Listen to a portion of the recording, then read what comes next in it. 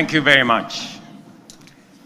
The Honorable Speakers of the National Assembly and Senate, the Honorable Members of the National Assembly and Senate, the Chief Justice and the leadership of the Judiciary, Cabinet Secretaries, Your Excellencies, distinguished guests, fellow citizens, ladies and gentlemen.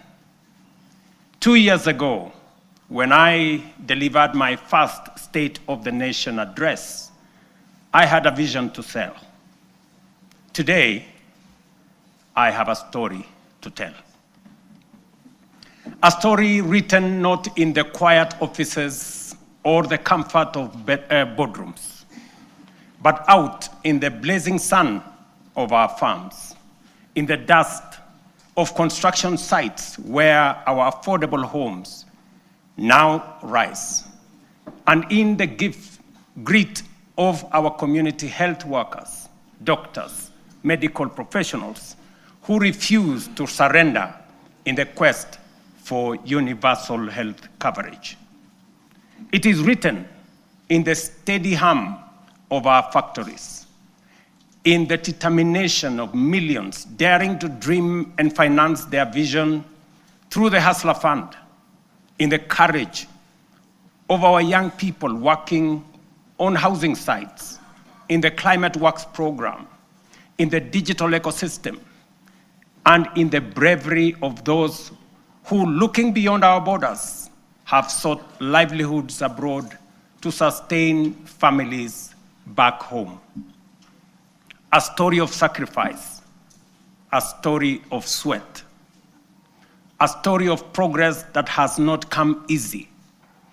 It is a story you can see in the numbers, feel in the homes, and trace in the lives transformed across our republic. A story whose facts are available for all to examine, except perhaps for the cynical who have no facts. Today, the evidence is clear, evidence of promises made and promises kept. In just 3 years, we have built not monuments of words, but foundations of progress. And yet, even with these achievements, I am convinced that this is only but the beginning. Mr. Speaker, honorable members, as I prepared this address, I reflected deeply on the long road we have traveled as a nation. 62 years shaped by struggle, sacrifice, hardship, triumph, and milestones that have affirmed our spirit. From that reflection came one undeniable truth. We have made commendable progress, but Kenya still punches way below its true weight. This nation has the talent, the resources, and the spirit not just to improve, but to leap and to make the transition from a developing country to a developed one within our lifetime. That is why I speak today with full conviction that history has summoned this generation, our generation, at such a time as this, to a higher purpose. Some eras are shaped by events. Others are defined by the decisions a nation makes. And today, Kenya is called to make such a decision, to finish the journey our forebears began, and finally turn our long-held potential into lived reality. To do this, we must cast off the prevailing mindset of being content with the average. We must step beyond the comfort of the familiar and the ordinary and reach with courage, clarity, and conviction for nothing less than excellence and greatness. Therefore, As we examine the achievements of the past 3 years, results that have laid a firm foundation for equality of opportunity and a nation where no one is left behind. Today, I will also place before you not just a vision, but a national project that is realistic, grounded, and entirely within our reach. A vision not just to grow, but to transform. A roadmap not merely to move forward, but to rise. To rise from developing to developed. To rise from potential to reality. To rise from promise to prosperity. To rise from the third to the first world. To rise finally into the Kenya we have long imagined. The Kenya we deserve. For long, our ambition was held hostage by small thinking and ordinary expectations. But that era must now be confined to the past. Today, we stand on the threshold of something far greater, a moment in which we can say that our parents dreamed of and what our children yearn for, we will accomplish in our lifetime. As we know, this is achievable because others have done it before. I have often spoken of the Asian tigers, South Korea, Singapore, Hong Kong, Malaysia. And by the way, members, the Prime Minister of Malaysia will be here this weekend. Countries that at independence were our peers in nearly every measurable way. They had no extraordinary resources. They were not superhuman. They simply had the courage to make bold, disciplined, deliberate choices. They invested in their people, demanded excellence, and refused to be trapped in the limitations of their circumstances. They refused to make peace with mediocrity. Today, they stand as first world economies. If they could rise, so can Kenya. It can be done. Let me repeat. It can be done. Later in this address, I will set out the strategic choices, the reforms we will deepen, the sectors we will unlock, and the investments we will prioritize to move Kenya to the next level. I say all this not as a personal badge of honor, but as a recognition of what we have achieved together. The Kenyan people, the leadership in all arms of government, and across all political formations. Honorable members, the last 3 years have not been easy. We have agreed, sometimes disagreed, and at times those disagreements have carried great cost. We have compromised. We have confronted hard truths. And we have endured storms none of us invited. But we all take comfort that it has not been for nothing, for this is how far we have come. At a time like this, in 2022, Kenya was in distress. Inflation had soared almost to double digits. A fuel shortage threatened to paralyze our economy as oil marketers struggled to access dollars. The shilling was in free fall. Foreign reserves had hit historic lows. Debt service consumed more than half of our revenues. Confidence, both local and foreign, had waned. International analysts warned that it was no longer a question of if, but when Kenya would default. Within that context, we acted. We restored fiscal discipline. We eliminated wasteful subsidies. We rationalized public expenditure. We strengthened revenue collection and placed our economy on a path of recovery and sustainability. Inflation, which stood at 9.6% in 2002, in 2022, has steadily declined to 4.6% as of last month, bringing much needed relief to households. The shilling, once in perilous downward spiral, has stabilized at 129 to the dollar for nearly 2 years, a direct consequence of prudent monetary policy and disciplined fiscal management. Our successful Eurobond redemption signaled to the world that Kenya honors its obligations. 3 years ago, Kenya was ranked the 8th largest economy in Africa with a GDP of $115 billion US dollars.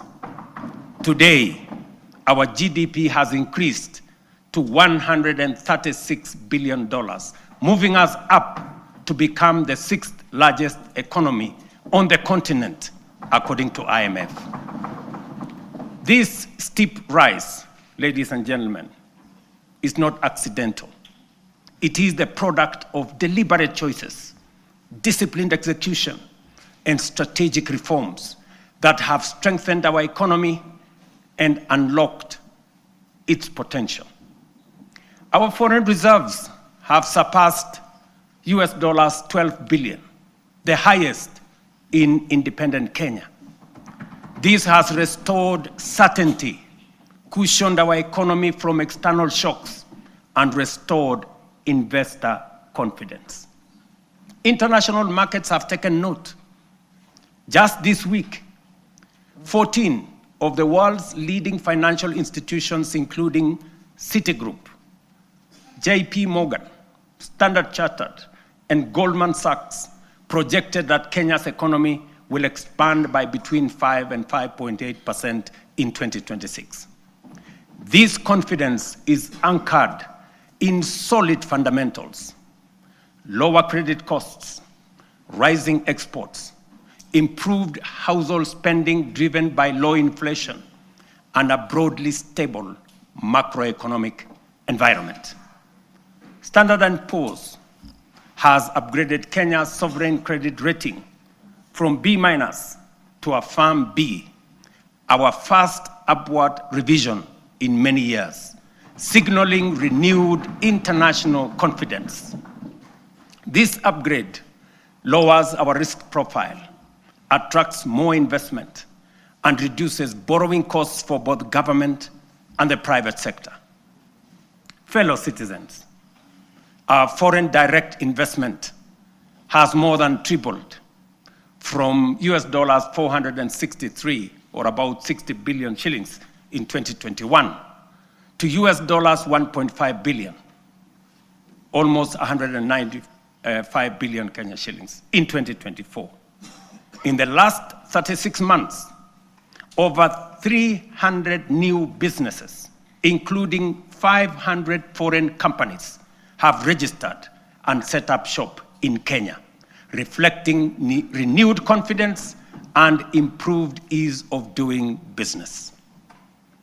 The Nairobi Securities Exchange has recorded a powerful resurgence, now recognized as one of the best performing emerging markets globally. Since January 2025, investor wealth has grown by over 1 trillion shillings, driven by a broad share price rally that has reestablished the Nairobi Securities Exchange as a premier asset class. The NSE is on track for its strongest performance in over a decade, building on last year's remarkable gains. This renewed vibrancy is a clear vote of confidence in Kenya's direction and in the reforms we have undertaken. In short, Mr. Speaker, honorable members, the world the world's most respected economic assessors and market sentiment are affirming that what we already know, that our economy is strengthening, our prospects are brightening, and confidence in Kenya is rising. Our critics, the high priests of eternal pessimism, who criticize without responsibility and tear down without offering alternatives, will want you to believe that our economy is going in the wrong direction. But while everyone may speak their mind, and that is the beauty of our democracy, no one is entitled to manufacture self-serving falsehoods and traffic them as facts. And facts are exactly what I present here today: clear, verifiable, and indisputable. Mr. Speaker, one of the greatest contributors to the high cost of living is the cost of food. Kenyans in 2022 marched with empty sufurias, a stark symbol of frustration and unbearable cost of basic commodities. From the very outset, we made an intentional and strategic decision to subsidize production and not consumption. We understood that lasting relief would not come from temporary subsidies and price controls, but from strengthening the foundations of agricultural production. We also recognized that agriculture is not merely another sector of our economy. It is the lifeline of our nation. If we were to secure households, stabilize prices, create jobs, expand industry, and spur exports, agriculture had to be the fulcrum of our transformational agenda. To organize the sector and improve service delivery, we launched an integrated digital platform to register farmers. In 2022, fewer than 300,000 farmers were on record. Today, over 7.1 million farmers are registered on the Kenya Integrated Agricultural Management Information System, giving us visibility to design scientific targeted interventions and eliminate extortionists, getaway brokers, and drive out cartels and middlemen. This has enabled us to implement the fertilizer subsidy program at scale.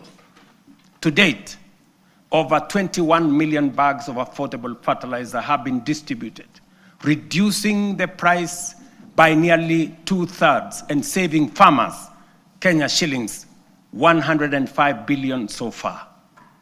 This year alone, we delivered 7 million bags of fertilizer and 35 million kilos of certified seed. And next year in 2026, we plan to distribute 12.5 million bags across all the 1,450 wards, ensuring every farmer has access to affordable inputs. The impact has been phenomenal.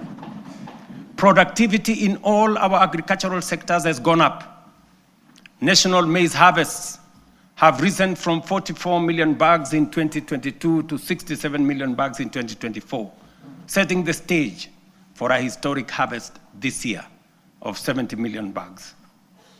The results are visible in markets and homes. The price of a 2-kilogram packet of flour has fallen from what it was 250 in 2022 to as low as 130 today.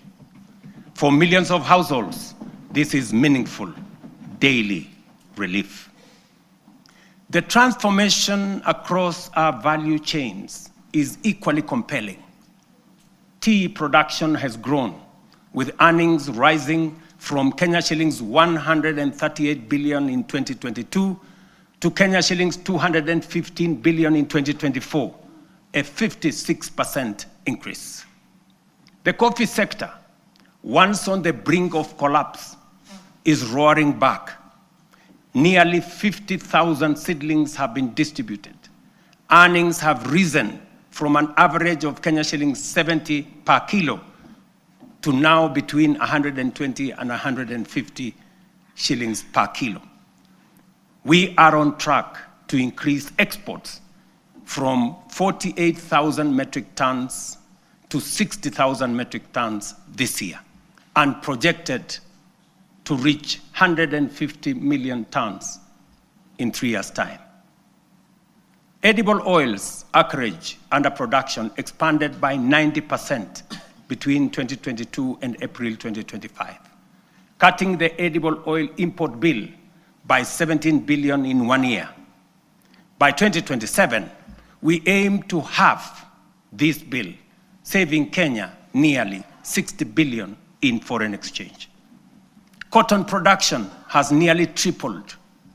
Cashew nut yields have grown following the distribution of 900,000 seedlings, and so has coconut output after the provision of 1 million seedlings. The sugar sector, long troubled, is now stabilizing. Area under cane is up by 200,000 acres. Production has surged 76% to over 815,000 metric tons. Imports are down 70%. To secure this process, we have leased Nzoia, Muhoroni, Sony, and Chemelil factories to competent private sector operators. Our livestock value chain is rising. Leather exports are up 56% to Kenya shillings 2.5 billion. Local shoe production now exceeds 11 million pairs, and meat exports have grown 45% to 12.5 billion. In dairy, milk production has surged to 5.3 billion liters, while exports have nearly doubled to 9.4 billion. Dairy farmers' support has enhanced with the installation of 230 new milk coolers. Nearly 8 million animals have been vaccinated, and Kebevapi has produced a record 94 million vaccine doses, which are used locally and also exported to our neighbors in the region. We have reduced the cost of semen from 8,000 shillings per dose to 1,000 for our dairy farmers. The outcome of these reforms is unmistakable. We have enhanced food security, raised farmer incomes, driven agro-industrialization, and expanded Kenya's export footprint. This is the transformation we promised, now unfolding across our nation, fulfilling the national values and principles of governance, particularly sustainable development, as required under Article 10 of our Constitution. It is in accordance with this constitutional duty that I report to this House today.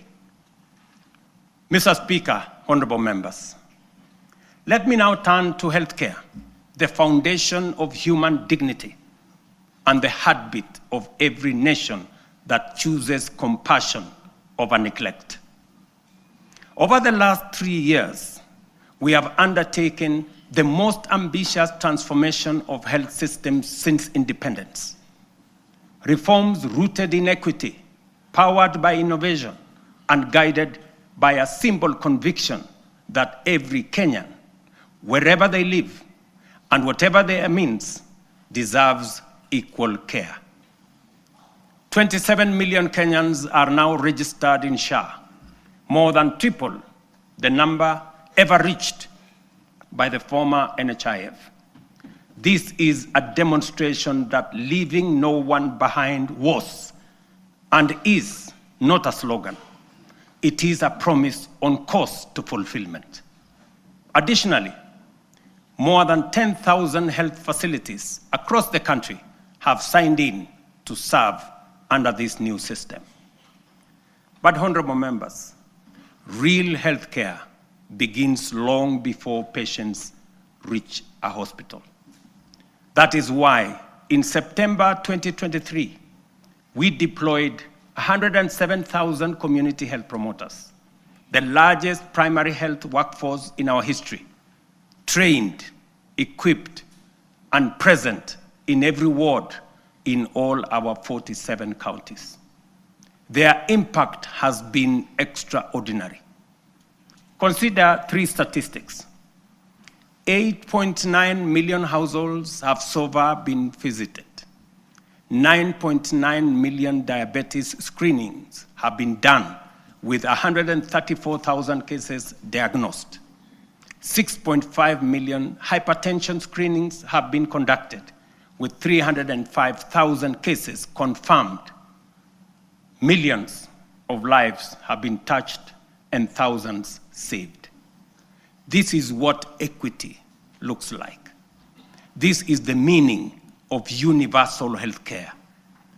This is leaving no Kenyan behind indeed. Behind these numbers stand the community health promoters, quiet, devoted, tireless, heroes of this new era. Today, we honor them. We thank them. To them, we say Kenya is healthier because of you. Mr. Speaker, when I promised that those unable to pay would be supported by government under UHC, the cynics scoffed as usual. Today, we are paying premiums for 2.3 million vulnerable Kenyans, including orphans, widows, the elderly, and those without income, because for them, healthcare is not a privilege. And I must commend members of this august House who have stepped in to support vulnerable families in this gesture. We are also modernizing hospital equipment through the National Equipment Service Project, replacing the old MES model that burdened counties with heavy upfront costs. Under the new fee-for-service system, private partners install, maintain, and run state-of-the-art equipment, and public facilities pay only when they use them. We have overhauled KEMSA to end the chronic crisis of drug shortages, raising medicine availability from 48% to 68%, and to a projected 90% by the end of this year and 100% by March next year. This is more than healthcare reform. It is a long-deferred promise, finally taking shape. A Kenya where every citizen can face tomorrow with confidence, knowing their nation will stand with them in their hour of need. It fulfills our national values of dignity and equity as stated in Article 10 of the Constitution. In the same spirit, the government is strengthening financial protection for Kenyans under cancer treatment. Social Health Authority will enhance the cancer benefits package from the current 550,000 shillings to Kenya shillings 800,000, effective December 1. This enhancement responds to the rising cost of sustained cancer care and ensures that patients can access quality, uninterrupted treatment without facing financial hardship. Mr. Speaker, honorable members, when I assumed office, our education sector was in distress with a strained CBC transition, a chronic teacher deficit, universities on the edge of insolvency, and overstretched infrastructure. We moved quickly to restore education as the great equalizer. Through the student-centered funding model, scholarships and loans now follow need and merit, placing the learner at the center. Nearly 500,000 students have already benefited from this model. We then tackled the teacher crisis head-on. We have hired, as you all know, 76,000 teachers with 24,000 more to be brought in by January next year. That will translate to 100,000 teachers in 3 years, an achievement unmatched in the history of our country. Together with the national government CDF, we have delivered 23,000 new classrooms and 1,600 laboratories are under construction, easing congestion and giving CBC the dignified facilities it requires. TVET has become the engine of practical skills. Enrollment has leaped from 341,000 in 2022 to 718,000 as young Kenyans embrace engineering, ICT, modern agriculture, hospitality, design, and the trades that power a modern economy. In strengthening education at every level, we are giving life to the national values in Article 10, especially equity, human dignity, and sustainable development, ensuring every child has a fair chance to rise.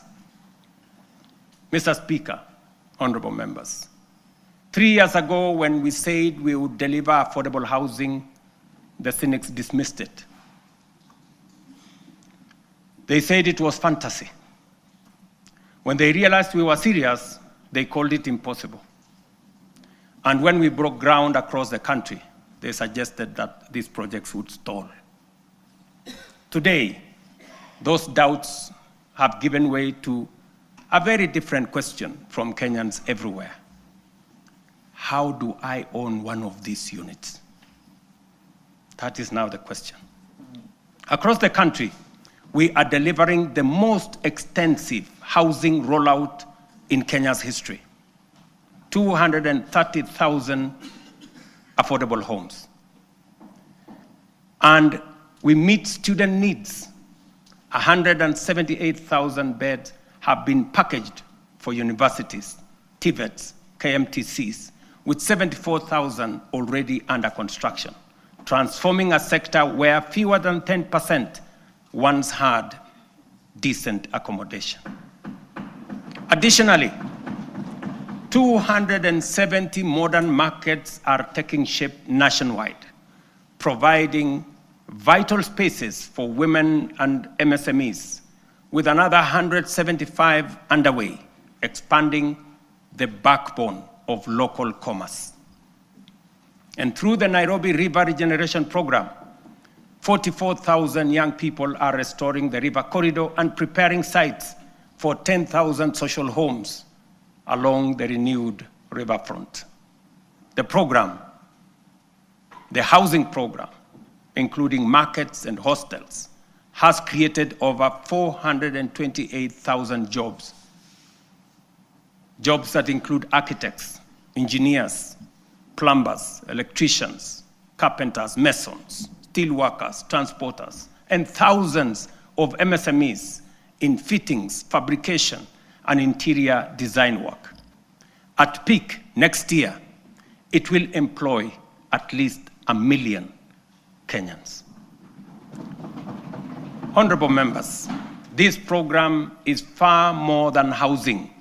It is a national empowerment engine, creating jobs, formalizing the informal sector, revitalizing micro, small, and medium enterprises, restoring our environment, and building resilient communities. It advances equity, dignity, and sustainable development, the very values anchored in Article 10 of our Constitution. Mr. Speaker, honorable members, allow me to turn to a sector that carries the hopes of nearly every Kenyan family, our micro, small, and medium enterprises. MSMEs are the backbone of our economy, the engine room of innovation, and the daily hustle of more than 15 million Kenyans. For decades, access to affordable credit trapped millions in frustration. Without collateral, there was no loans. For the millions blacklisted, every door of opportunity was shut. And when banks refused to take a chance, their dreams simply stalled. As promised, we broke that cycle. The Financial Inclusion Fund, the Hustler Fund, now stands as the largest financial inclusion program since independence, extending over 80 billion shillings to 7 million Kenyans. And those who were blacklisted, the 7 million once blacklisted Kenyans, have since repaired their credits. 3 million small businesses and their owners, previously locked out of the formal finance, are now banked. And 2 million Kenyans are now frequent borrowers. Today, through the Hustler Fund Bridge Facility, 800,000 entrepreneurs are accessing up to 150,000 shillings each without collateral to expand and grow their businesses.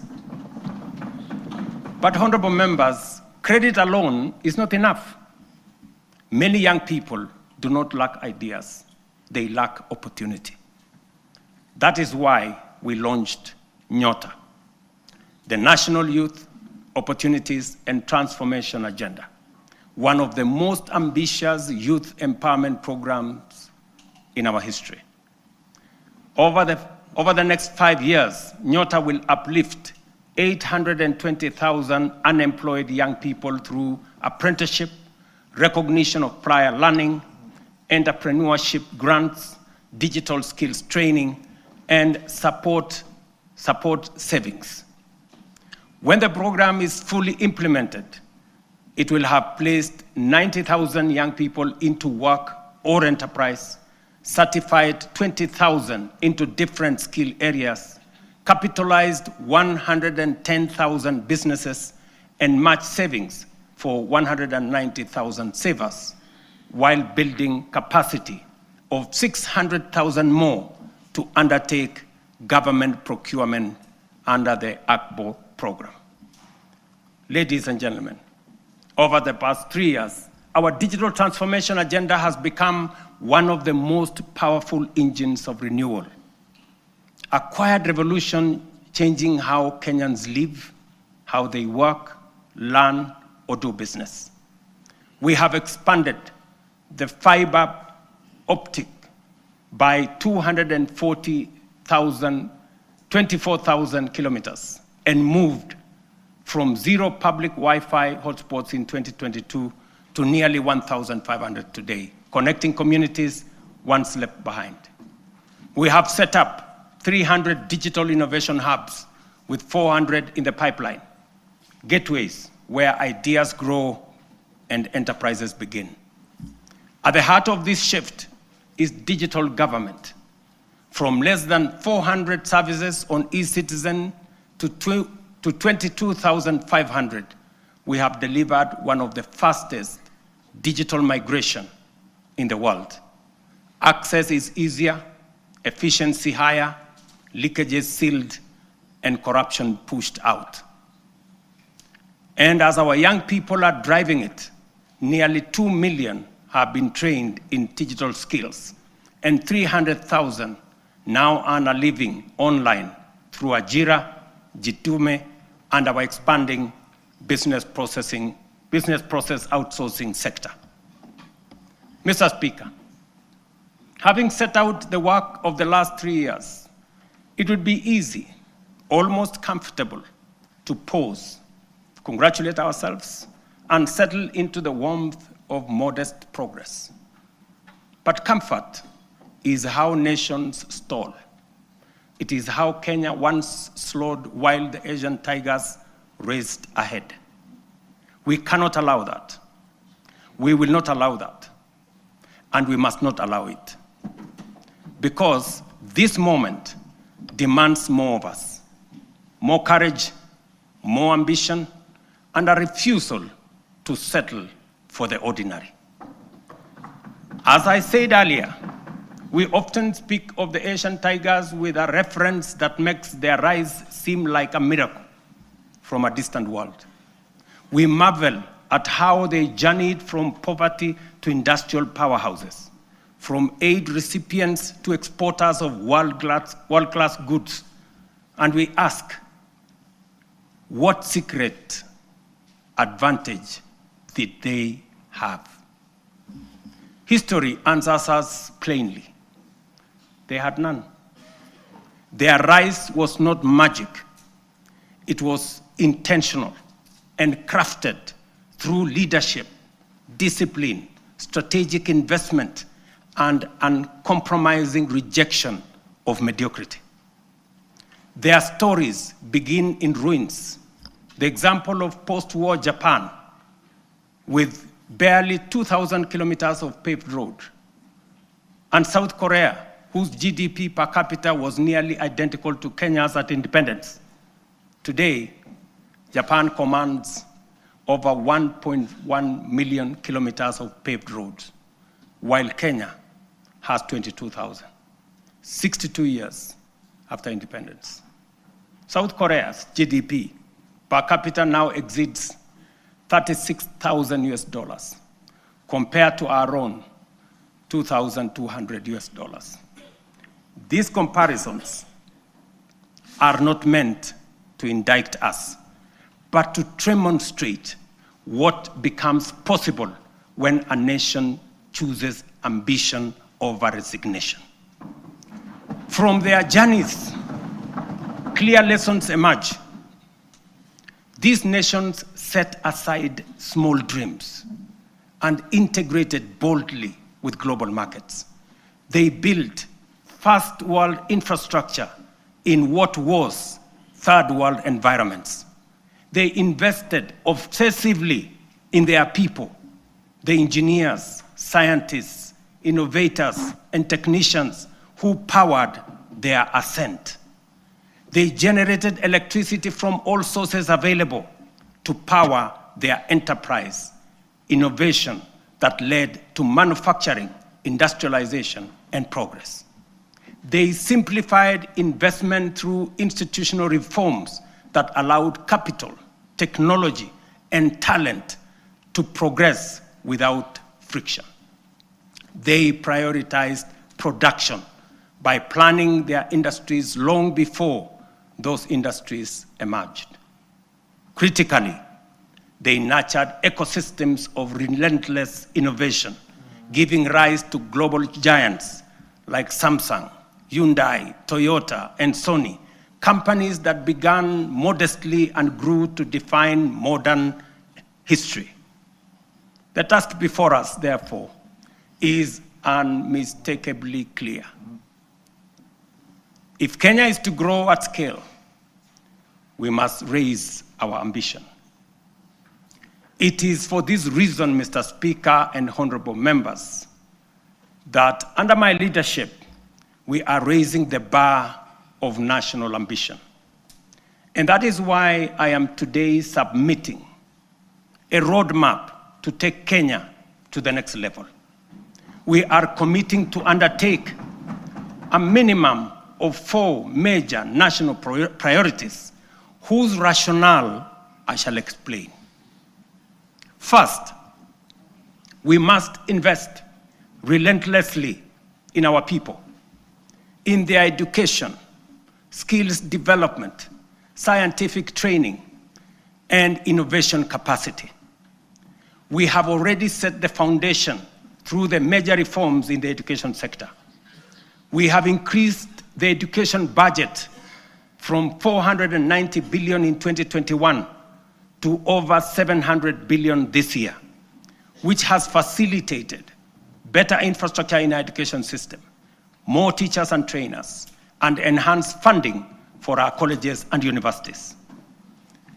I have reorganized government departments to establish a dedicated State Department for Science, Research, and Innovation to support the urgent need to scale up STEM courses in our education system, strengthen innovation, promote research, and create a pool of high-level professionals in engineering and science. This structure will also help actualize the 2% research fund needed to make this ambition a reality. We must fund startups and deliberately scale up and commercialize innovation to create new companies. We must actualize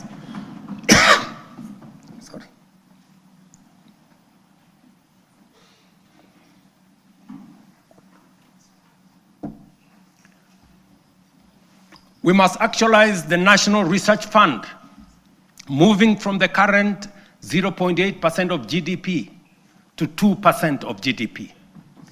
This leaves us with a shortfall today of 180 billion. Progressively, we should grow the fund to 1 trillion over the next 10 years. We will mobilize domestic public resources, private investment, venture capital, and other private sector financing to drive this effort, because no nation rises above the abilities of its citizens. Let me repeat that. Gentlemen and ladies, no nation rises above the abilities of its citizens. And we must promote a culture of enterprise so that Kenyan companies can cross borders.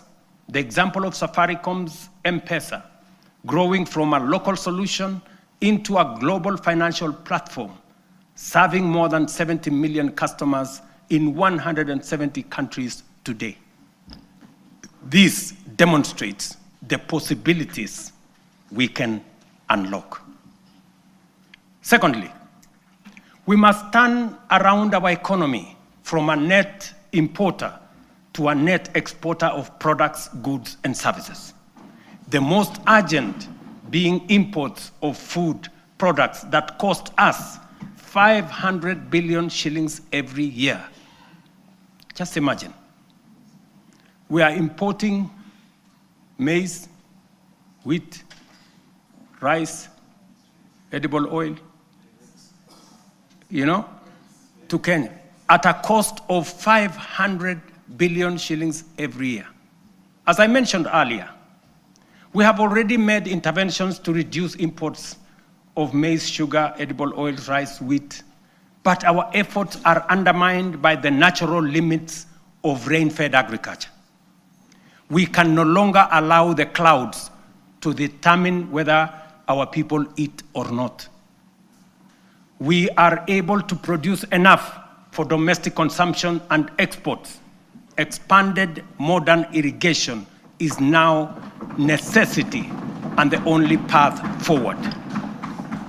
We are endowed, ladies and gentlemen, honorable members, with arable land, yet we all know only 15% of Kenya can support rain-fed agriculture.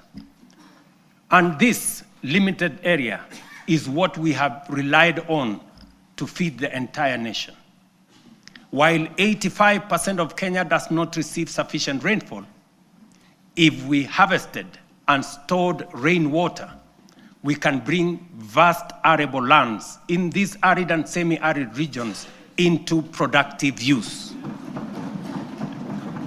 With the dams, we can transform our arid and semi-arid areas into hubs of agricultural production, even in the absence of rainfall.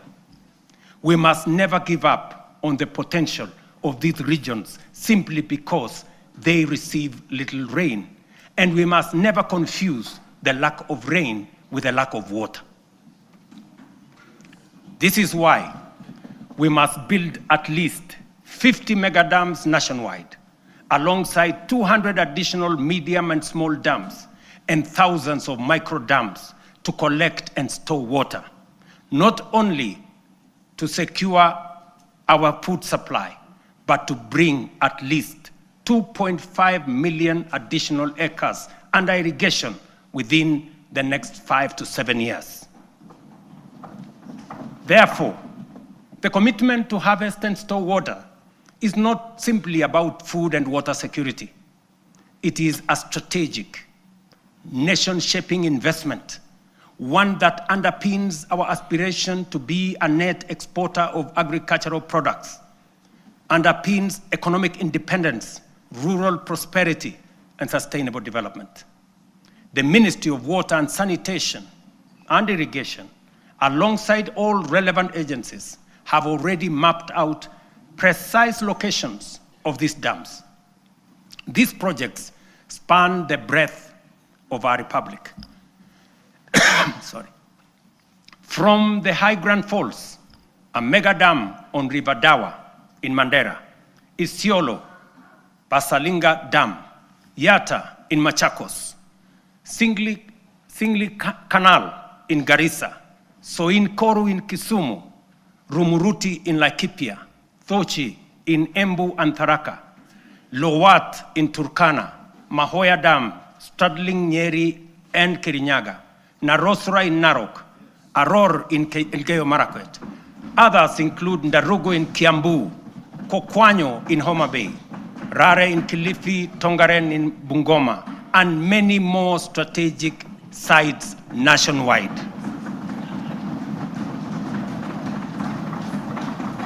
Mr. Speaker, expanded irrigation will also supply the volumes, consistency, and quality of raw materials required for our next economic frontier, which is agro-industrialization. Irrigation will produce the raw materials, and our SEZs, EPZs, and county aggregation and industrial parks will convert them into high-value products for national, regional, and global markets. Honorable members, energy is the lifeblood of any modern economy. No nation has developed without abundant, reliable, and affordable power. This is our third national priority.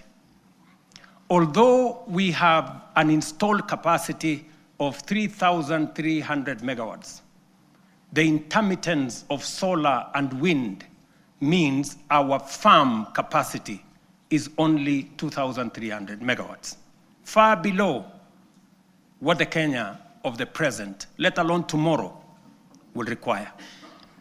To drive domestic electrification, industrial manufacturing, e-mobility, green industrialization, digital expansion, and a technology-enabled future, we must dramatically expand power generation.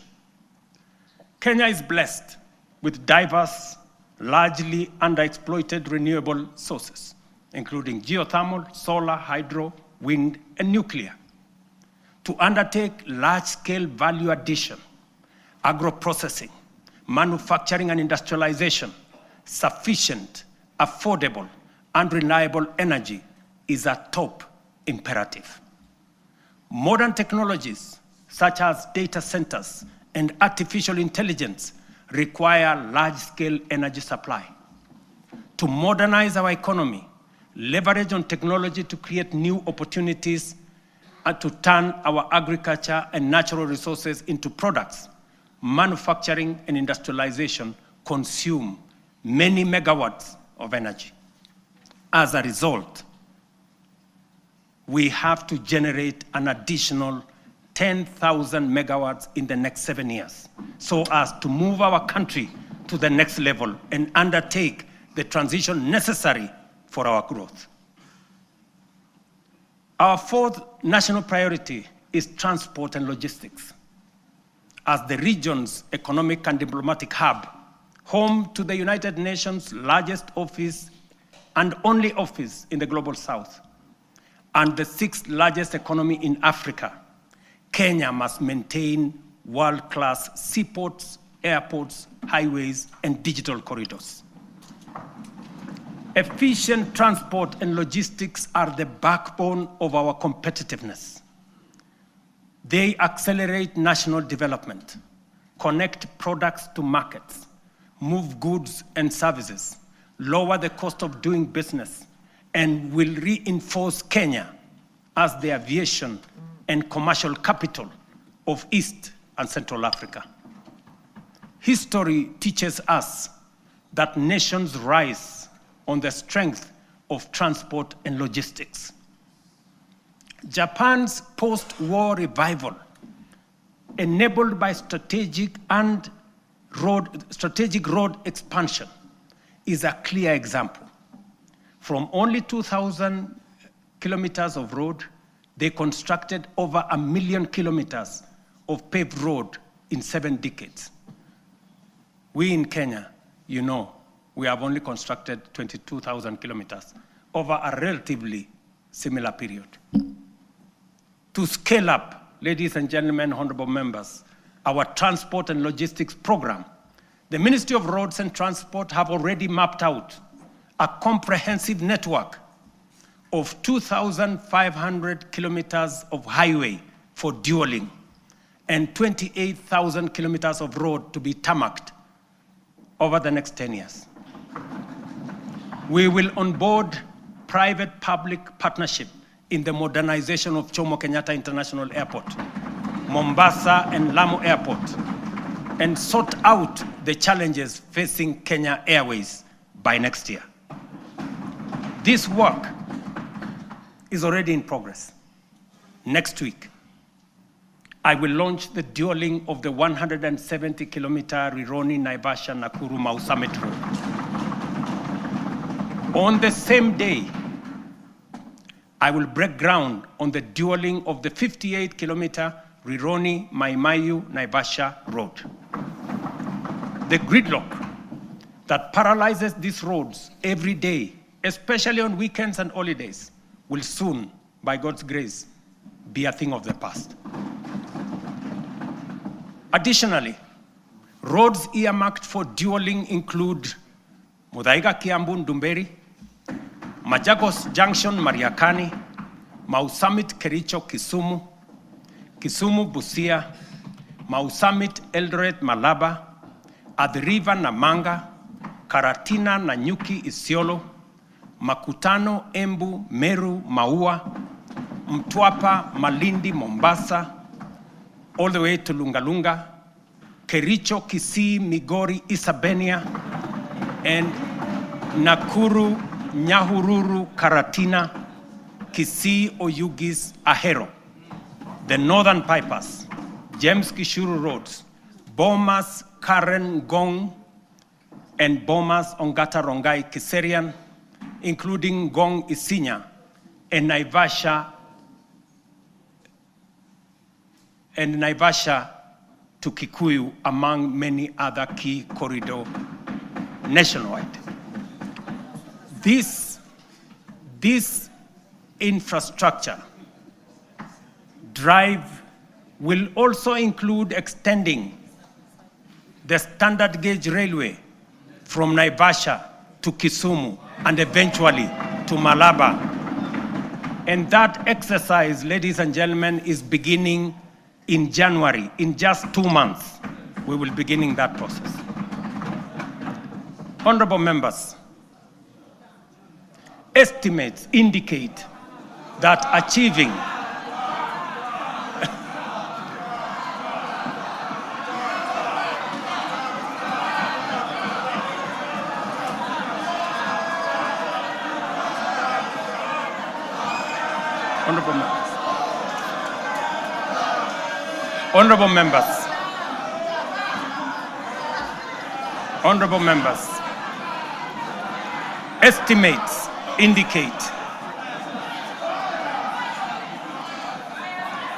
Honorable members,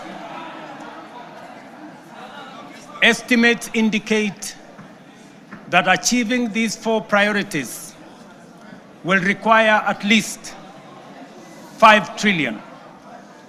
This is undeniably a large sum.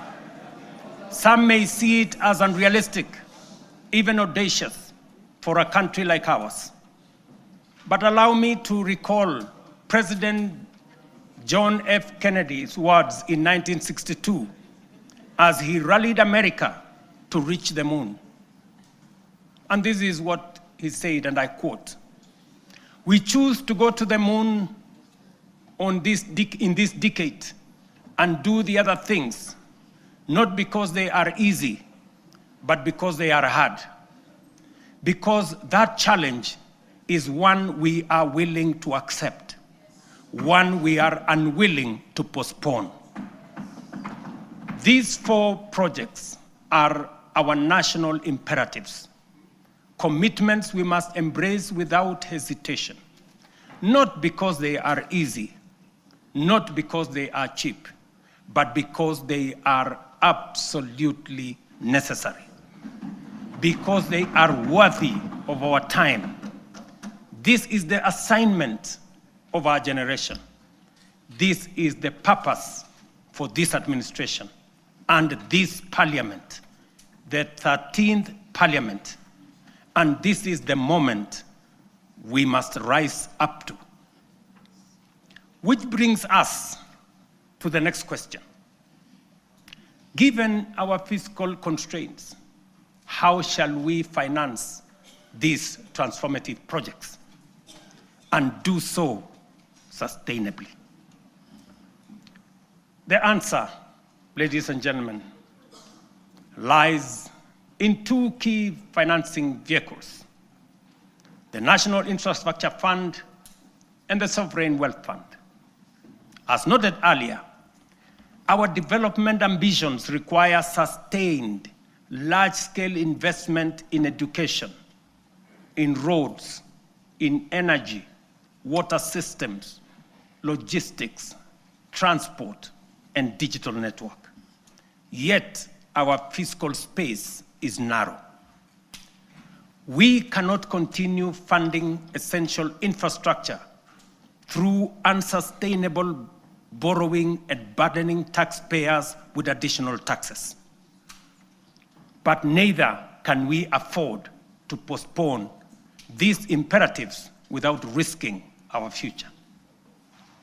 There is need to be innovative in the use of our national revenues, or the national revenues at our disposal. There is need to deploy our national assets available to us in creating public-private partnerships that will crowd in the enormous pool of private sector resources available regionally and globally. This is why we will establish the National Infrastructure Fund, whose architecture will be underpinned by the reforms in the Government-Owned Enterprises Bill, passed by this august House, that I will sign into law tomorrow. This fund is the strategic solution that will provide a framework to innovatively scale up our resources to match our ambition.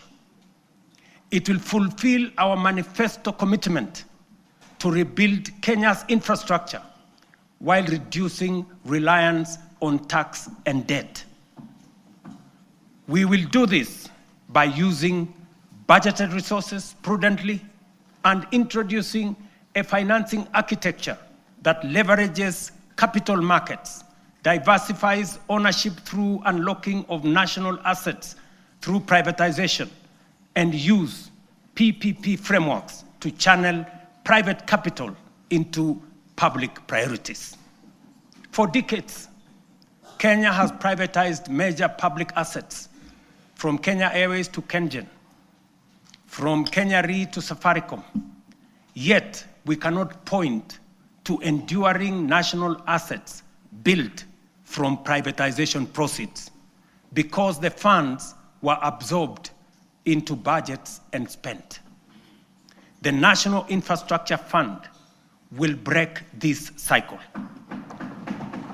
All proceeds from privatization will be ring-fenced, preserved, and reinvested into new infrastructure and wealth-creating assets.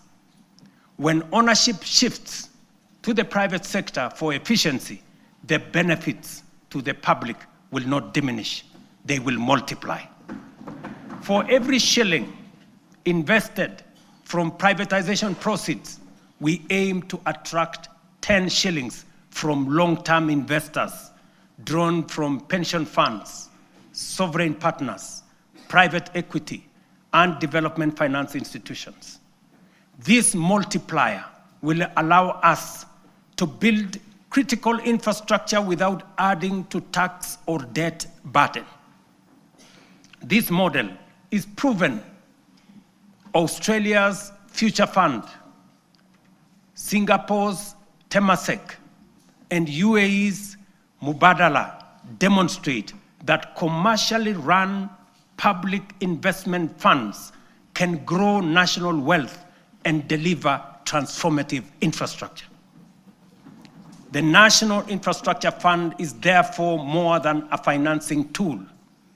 It is a generational strategy, preserving value, mobilizing capital, accelerating delivery, and ensuring Kenya becomes stronger, wealthier, and more competitive. Ladies and gentlemen, honorable members, our Constitution under Article 201C stipulates that the burdens and benefits of the use of resources and public borrowing shall be shared equitably between present and future generations. In essence, when we use natural resources or borrow, we must ensure future generations are not left poorer. That is why, alongside the National Infrastructure Fund, we will establish the Sovereign Wealth Fund to give full effect to the constitutional principle of intergenerational equity. A portion of all royalties from natural resources and a portion of proceeds from privatization of national assets will be invested in the fund. This fund will rest on 3 pillars. Number 1, savings, to be invested for the future, as countries like Norway, Kuwait, Saudi Arabia have done with trillion-dollar funds. Number 2, stabilization, a buffer against global shocks, including commodity volatilities, pandemics, and geopolitical disruptions to ensure fiscal stability. And number 3, infrastructure. A carefully managed share will be invested in commercial terms to attract private capital to national projects while growing public wealth. History has already warned us. Along our coast region, titanium deposits have been exploited and depleted. And because we lacked a sovereign wealth framework, future generations will inherit nothing from the resources that we got from titanium. We cannot repeat this mistake. Mr. Speaker, honorable members, that is the scale of our national ambition. This is the blueprint for financing it prudently and responsibly. To shape this vision, I have engaged sincerely with leaders across the political spectrum. I've engaged many members of parliament, many governors, community leaders, and with Kenyans from all walks of life. I discussed this vision with the late Right Honorable Raila Amolo Odinga in the presence of Professor Anyang' Nyong'o, who reminded me that no nation has industrialized without roads, energy, and food security. I have engaged former President Uhuru Kenyatta, who emphasized the necessity of scaling up infrastructure investments. Honorable members, allow me to express profound gratitude to the 13th Parliament for your outstanding contribution, your foresight, your consistency, focus, and commitment on what is good for Kenya. The progress made in the last 3 years would not have been possible without your legislative agility, principled oversight, and commitment to national interest. When the history of this generation is written, this House, the 13th Parliament, will occupy a full and proud chapter. Your decisions are recorded not only in debates or statutes, but in the lives lived, progress of every Kenyan that has been achieved. For this, I extend my deepest gratitude and appreciation. I also extend heartfelt thanks to hard-working Kenyans who have diligently fulfilled their civic duty to the nation, giving life to the constitutional values of equity, social justice, and sustainable development. You Kenyans have shouldered the weight of nation building. Future generations will feel the impact of your sacrifice, and they will honor you as the generation that helped change the trajectory of our republic. As I conclude, I reiterate that those of us in leadership must bear in mind one critical lesson. Leaders are not ultimately judged by the vision they carry, or the statements they make, or the mantra they repeat. They are judged by the actions they take, the values they generate, the difference they make, and the impact they leave in the lives of the people. Mr. Speaker, honorable members, let history record that this generation refused to be timid, that we chose ambition over fear, action over excuses, and progress over false comfort of low expectation. Let it be said that when Kenya stood at crossroads, we reached for the higher path. The work ahead is formidable, but so is the Kenyan spirit. This is our moment to lift Kenya to the next frontier. This is our moment to shape a nation worthy of its promise. This is our moment to rise. Honorable members, it is now my pleasure to submit to Parliament the following 3 reports as required by the Constitution. Number 1, reports on all measures taken and progress achieved in the realization of the national values as I have espoused. Number 2, report on progress made in fulfilling the international obligations of the Republic. And number 3, the report of the state of security of the country. Now, therefore, I hand over the reports to the Speaker of the Senate and the Speaker of the National Assembly, and I thank you for your attention. God bless you, and God bless our great country, Kenya.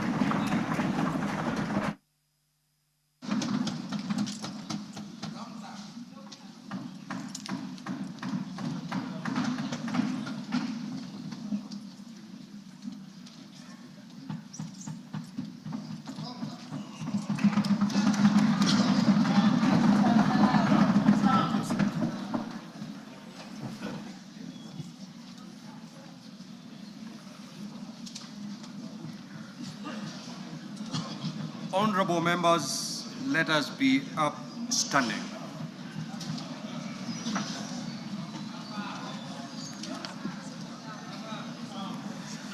Your Excellency the President, the Right Honorable Speaker of the National Assembly, honorable members and distinguished guests, we have now come to the conclusion of the business of the day, and it is now time to adjourn. The Senate stands adjourned until Tuesday, the 25th of November, 2025 at 2:30 p.m. in the Senate chamber. Thank you. Your Excellency, the President, Right Honorable Speaker of the Senate, honorable members of the National Assembly, the National Assembly now stands adjourned until Tuesday, 25th November, 2025 at 2:30 p.m. May I take this opportunity to invite all honorable members and our guests to our reception at the Parliament courtyard.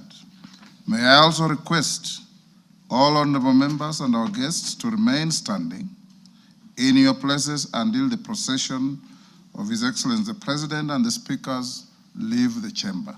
I thank you.